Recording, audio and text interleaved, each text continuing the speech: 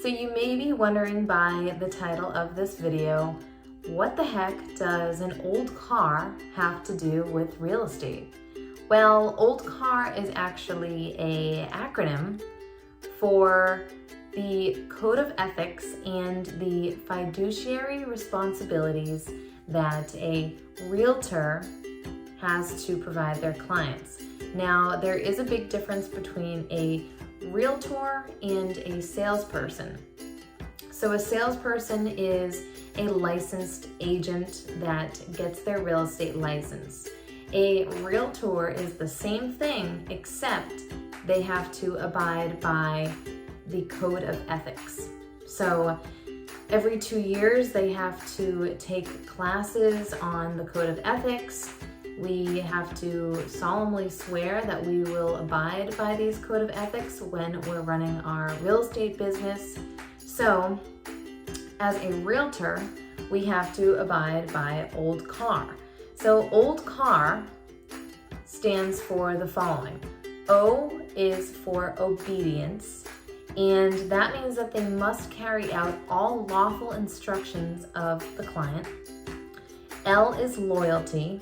So they must act in best interest of their client. D is for disclosure. They must disclose any known facts or information that may be relevant to their client. C is for confidentiality. It's the duty to keep all of the client's information confidential.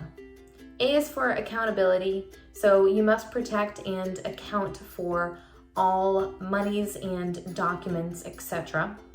R is for reasonable care and due diligence. So these 6 items we have to abide by as realtors. Now, this is for a buyer's agent and a listing agent.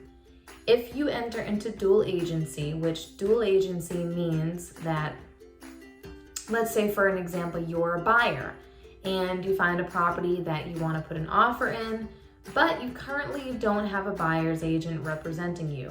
So you call the listing agent and you submit that offer with the listing agent. Now the listing agent represents the seller. The seller is the listing agent's client, and they owe them all of those responsibilities. However, when a buyer or customer comes into play in the transaction, they are now considered a dual agent. Now, that agent has to disclose to both parties that they are a dual agent. So both the seller and the buyer are aware that the agent is representing both of them. Now, for a buyer, I believe that you're at a little bit of a disadvantage because that agent cannot provide you with all of those fiduciary responsibilities. They can only provide you with 2 things, and it's the C and the A. So that is confidentiality and accountability.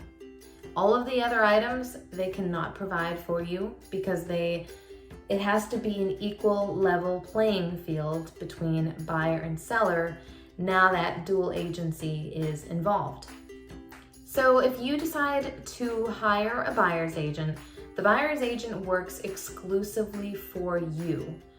So there is no additional cost for a buyer's agent.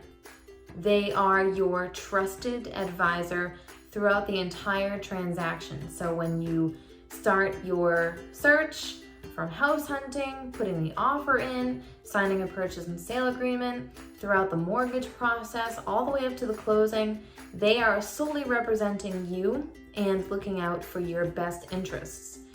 They also will look for any red flags that might come up at a property. So when you're searching at homes and you're making sure it has 4 bedrooms and it has the garage that you want, when your agent is in the home, they're also looking for items such as how old is the furnace, how does the exterior of the home look, how does the roof look. So all of those mechanics that could cost you money, agents are looking at the home, but they're also looking at the bones and the actual structure and integrity of the home for you as well.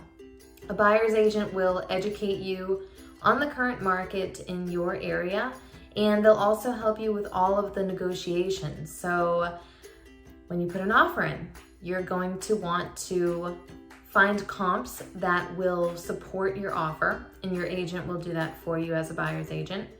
When it comes time to negotiate between buyer and seller, your buyer's agent will be there to help you negotiate the best terms.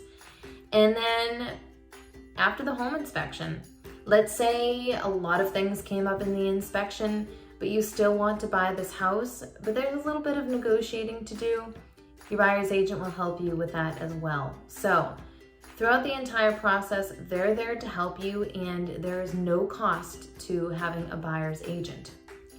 So because a buyer's agent can offer you all of those different services throughout your home buying process, it's very important to consider hiring a buyer's agent. While there are pros to using dual agency, I believe that there are more pros in having your own buyer's agent representing you on your home purchase. So, in the future, when you're looking to buy a home, consider hiring a buyer's agent. You can interview a few of them, see who best fits with you, and they'll help you through your home buying process. Thanks so much for watching, and I would love it if you would subscribe. I will be making more videos every month and more educational information.